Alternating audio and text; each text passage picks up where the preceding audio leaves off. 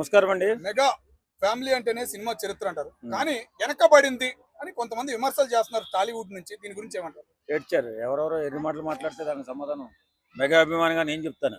Useless fellows ఎవడో మాట్లాడాడని. Mega family cinema ఇండస్ట్రీలో వెనకబడ్డం ఏంటండి బాబు? ఎప్పుడూ గత 20 సంవత్సరాలుగా ముందే ఉంది. అన్ని ఫ్యామిలీ కంటే ముందున్నది ఏదైనా ఉందంటే అది మెగా ఫ్యామిలీ. అంతమంది హీరోలు ఎవరి దగ్గర ఎక్కడైనా ఉన్నారా? లేరు కదా. కాబట్టి ఏంటంటే మెగా ఫ్యామిలీని తక్కువ చేసి మాట్లాడాలని కొంతమంది సన్నాసులు ఎక్కువైపోయారు. ఏమి చేతగాక ఏవో మాట్లాడాలి, ఏదో పాపులారిటీ కోసం ఎడుతున్నారు తప్ప మెగా ఫ్యామిలీని మించిన సినిమా యాక్టర్లు ఎవరైనా ఉన్నారా ఇప్పుడు ఇండస్ట్రీలో? అనవసరం మాటలన్నీ మాట్లాడుతూ ఉంటారు. వెర్రి మాటలన్నీ మాట్లాడుతుంటారు.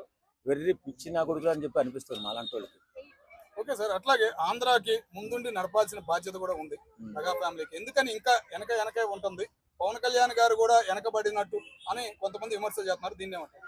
ఆంధ్రాకి వెనకబడి ముందు నడిపించేదండి రాజకీయ సేవ గానీ, సేవా కార్యక్రమాలు రాజకీయాలలో చేయడంలో గానీ ఇంత ముందు తెలంగాణకి బాగా చేశారు.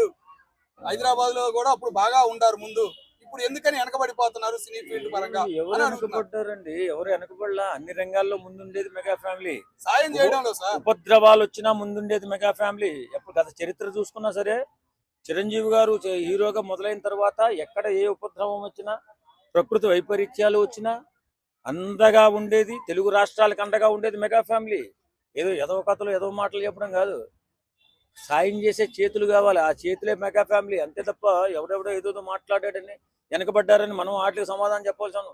మెగా ఫ్యామిలీ అంటే వేళ అన్ని రంగాల్లో ముందున్న ఫ్యామిలీ ఏదైనా ఉందో మెగా ఫ్యామిలీ. రాజకీయ రంగంలో కూడా వేళ పవన్ కళ్యాణ్ గారు అలాంటి నిక్కర్చైన నాయకుడు అసలు ఇండియాలోనే లేడని చెప్పుకుంటున్నారు అందరూ. వేళ గిరిజన పుత్రుల దేవుడయ్యాడు గిరిజనులకి. ఎందుకు ఎవడు చేయలా? భారతదేశం స్వతంత్రం వచ్చి 78 సంవత్సరాలు అవుతుంది. ఒక్క రాజకీయ నాయకుడు కూడా గిరిజనుల కష్ట నష్టాల్లో పాలు పంచుకోవాలా. ఇప్పుడు వెళ్ళి ఆ కొండ కోణంలో ఉన్నటువంటి వాళ్ళందరికీ రోడ్లు వేయించి వాళ్ళ బతుకులు బాగు చేయించి, అలాగే చదువు కోసం వాళ్ళ బిడ్డలు కూడా గౌరవంగా బతకాలని స్కూళ్ళు కట్టించి, అలాగే మన కరెంటు 78 సంవత్సరాల నుంచి కరెంటు వేయించలేకపోయారంటే సన్నాసులు రాజకీయ నాయకులు చెప్తూ ఉంటారు కథలు. మేము అది చేసాం, వాళ్ళని బాగుపరిచాం, వీళ్ళని బాగుపరిచాం అని ఎన్నెన్నో కథలు చెప్తుంటారు. కానీ వీళ్ళ పవన్ కళ్యాణ్ గారు వచ్చిన తర్వాత చిన్న చిన్న పనులు, అవి పెద్ద పనులు కూడా కాదు. ఈయన కేంద్ర ప్రభుత్వం దగ్గరికి వెళ్ళి 2150 కోట్ల రూపాయలు తీసుకొచ్చి గిరిజన పుత్రుల జీవితాలను బాగు చేయడానికి ప్రయత్నం చేసిన వ్యక్తి ఎవరున్నారు? పవన్ కళ్యాణ్ గారు. కాబట్టి మెగా ఫ్యామిలీ అనేది ఎప్పుడూ కూడా ప్రజలు బాగుండాలి, ప్రజలకు అండగా మనం ఉండాలని చెప్పి తప్పించే ఫ్యామిలీ ఏదైనా ఉందంటే మెగా ఫ్యామిలీ. రాజకీయ నాయకుల గురించి చెప్తారేందా? రాజకీయ నాయకులు 100 కోట్లు ఖర్చు పెట్టి 1000 కోట్లు సంపాదించే నీచులు. వాళ్ళ గురించి మెగా ఫ్యామిలీని జత చేయకూడదు, వాళ్ళని పోల్చి చూడకూడదు. కాబట్టి నేనేం చెప్తానంటే, కష్టాల్లో ఉన్న వాళ్ళని సాయం చేయడం, ఆపదలో ఉన్న వాళ్ళని ఆదుకోవడం చేసేది మెగా ఫ్యామిలీ.